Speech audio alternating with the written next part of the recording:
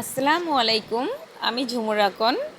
এই যে দেখুন, আমরা চলে গেলাম বালাসুর স্টানে। আমার ছোট ছেলের বার্থডের উপলক্ষে বড় ছেলে ট্রিট চেয়েছে।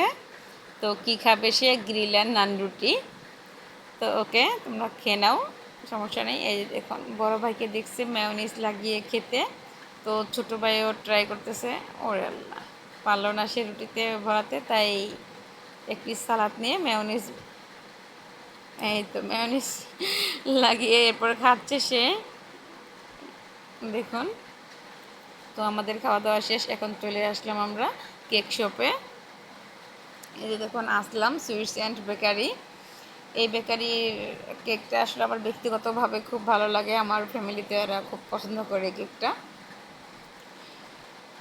এই তো সেই জন্যই আমরা এখান থেকে সবসময় 90% সময় আমরা এখান থেকে কেকটা নিই। তো কেক শপে প্রায়ই কেক শেষ পর্যায়ে আমরা একটু দেরিতে আসছি। 3 পিস কেক ছিল, তার মধ্যে একটা ছিল শুধু চকলেট কেক।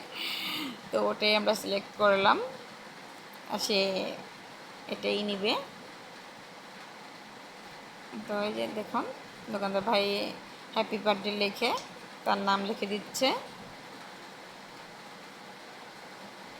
তো আর কি, এখন আমরা কেকটা নিয়ে এরপরে চলে আসলাম, বাসার উদ্দেশ্যে রওনা হয়ে গেলাম। তো বাসায় আসতে আসতেই আমার ছোট ছেলেটা ঘুমাই এসে পড়ছে। তো আসার পর তাকে শুয়ে দিলাম।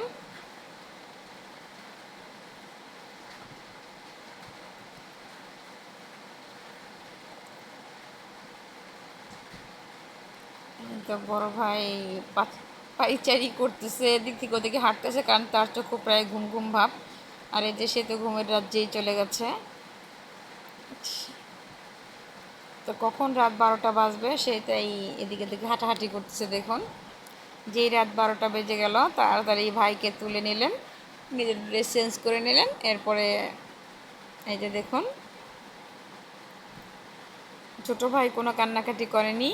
মানে তাকে যে ঘুম থেকে তোলানো হয়েছে, ঘুম থেকে তোলার কারণে অনেক বাচ্চারই কান্নাকাটি করে, কিন্তু সে উঠে দেখছে যে এখানে বেলুন আছে, লাইট জ্বালানো, কেক দেয়া, সবাইকে পাশে পেয়েছে, তাই কোনো কান্নাকাটি নেই। দেখুন, এক ভাই আরেক ভাইকে এভাবে কীভাবে খাইয়ে দিচ্ছে। দোয়া করবেন আপনারা সবাই, সারাটা জীবন জানে দুই ভাইয়ের এইভাবেই মিল থাকে।